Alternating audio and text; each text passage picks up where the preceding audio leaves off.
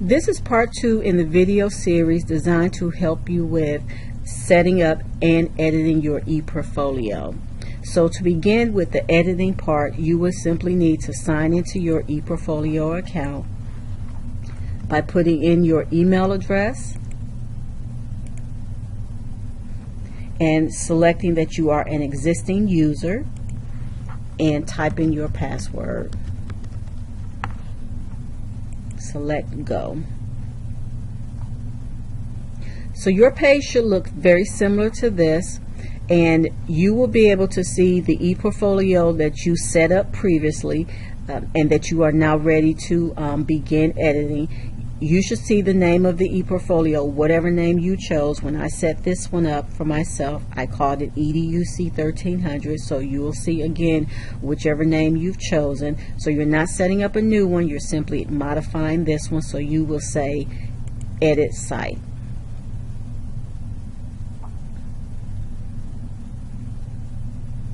So you should be taken to the ePortfolio that you previously set up, and it shows the 7 pages that you will need for the ePortfolio. So for this part of the video, we're going to be looking at adding content to the various pages of the ePortfolio. So in order to do this, we're primarily going to be concerned with the pages button, the design button briefly, and then the add button here. So let me just show you real quick the design. When you select this, although I'm not going to go into great detail, you can certainly explore this button and these options on your own, but this is where you can select different background colors and customize the background to show anything that you want. You can select various colors, you can select various font sizes of your entire ePortfolio. But again, I'm not going to do that in this video, but I just wanted to point those options out to you. So what you'll need to do first is to get to the page that you want to edit. So in order to do this, you'll need to look for this gray shaded area. This lets you know the page that you are going to be on to edit. So if this is not the page that you're wanting, you need to make sure that you get to the page that you want. So you can go to the pages button, and let's just say we're going to add content to the About Me page. You can see now the focus is on the About Me page, and you can also see that this lets you know which page you're on as well. So you can select your various pages from here also. So this lets us know that we're ready to add content to the About Me page. So the next thing that you'll want to do is to click on the Add button. And in here there are lots of options to work with. I'm pretty much going to be talking to you about adding text, adding an image, and then adding documents, but you can add various shapes, you can add different buttons. So I again encourage you to scroll through this and to play around with the different options that are here. So when you're ready to add text to your ePortfolio page, you simply will click on text. And you're primarily going to be adding paragraph text because you will have to add information to the ePortfolio page, so you simply click paragraph. Now this gives you a paragraph text box that you can begin to work with. So you see this where you can add animation if you choose to, and again I encourage you to explore this option to see if this is something you would like to use, but for the sake of this video we're simply going to edit the text. So this is letting us know that we are now ready to edit the text that's there. So we can delete the information that's there, and we can begin to type what we want. You can have different size fonts, you can have bolded, you can do all kinds of things to the text that's in this box. And what you'll also need to do is to have the directions in front of you for the ePortfolio pages, because those directions will tell you exactly what content you need to add to each page of the ePortfolio. So if you look at the directions, you will see that the About Me page simply says to talk about you. So you're talking about yourself, your friends, your family, things you like to do, etc. So for the sake of this video, I'm simply going to put in that I am Rachel Powell, instructor for EDUC 1300 at North Lake College.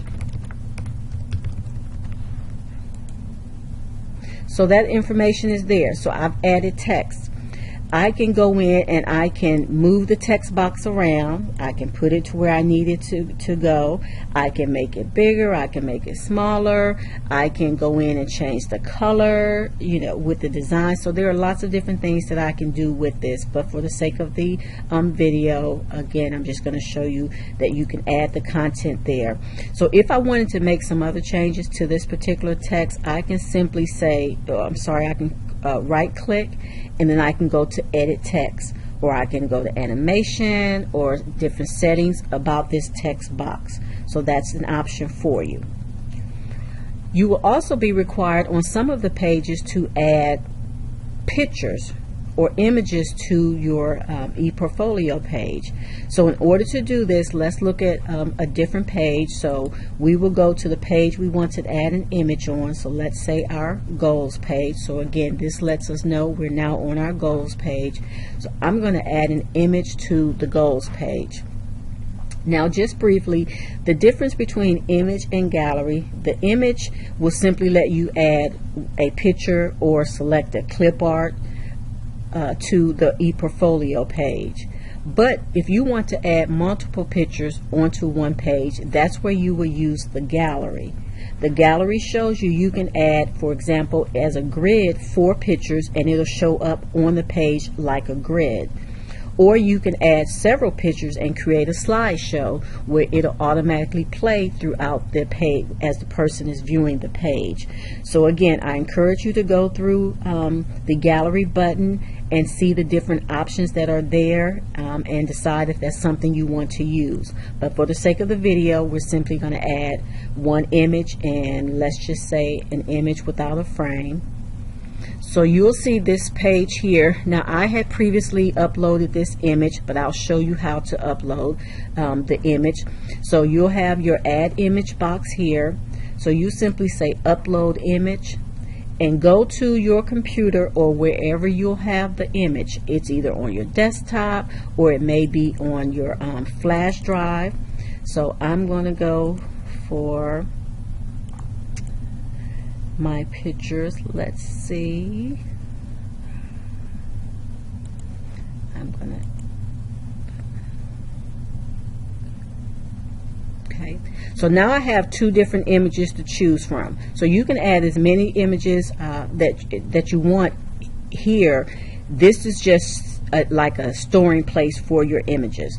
So if this is the image that I want to add to my goals page, I'm going to click on that image and then say add image, and it will actually put the image there. Of course, it's, you know, needs to be sized. I can move it to where I want it to go, and that's how you add an image. So it lets you know that the image is now on the goals page, and again, you can move it, you can resize it, you can do whatever you wanted to. If I wanted to add another image, I would simply go back through that process, add image, with or without a border. I'm taken back here, and again, I also have the image there, but you can have as many images as you want. And if I wanted to select this image, then I would say add image, and again, it allows me to size it and do whatever I need to do. Okay. Now, I do encourage you to periodically save your work, because if something should happen and you lose power or the computer freezes, if you haven't saved your ePortfolio, it may not do it automatically. So I encourage you to to save your ePortfolio almost every time you add something to a page, so you'll be sure to have that information. So you know how to add an image, you know how to add text. The next thing we'll do is to see how to add a document, and your documents can be found under media. in the media, and again, I encourage you to explore the various options in the media button, but you can add videos, you can add a play button. So if there's some music you want the person viewing it to listen to, you can add the play button and add the music there. But for our purposes, we're simply going to add a document. So let's make sure we are on the page that we want to add our document on. So now we're on the learning page. And then we're going to go back to add documents, and it's under media. So add document. Now this is just a placeholder for a document, but there's not a document there. So we'll need to find the document that we want to add. So I'm going to right click and it'll say choose document. So it's going to be a place here. Now you probably wouldn't have any documents there, of course, if you not added them, but you would do the same process you did when you added the pictures or the image. You would go to upload document, go to your computer or wherever you have your document, whether it's on your desktop or on a flash drive, and you will put the document here. So now you have two different, or for this example, two different documents to choose from. So let's say we're going to choose this document, and then it'll say choose document. So now our ePortfolio worksheet is there, and again, I can move it if I want. I can do all sorts of things, but you can continue to add documents to this page. You can add media, you can add video, you can do various things to the ePortfolio. So remember, you'll click the Pages button to be sure you're on the page that you want to edit. You can go to Design to edit the actual design of the entire ePortfolio, but you'll also go to the Add button to add your text or to add images, either a single image or clip art or gallery type of images where you're adding multiple images, or you're going to go to media where you're going to select a document.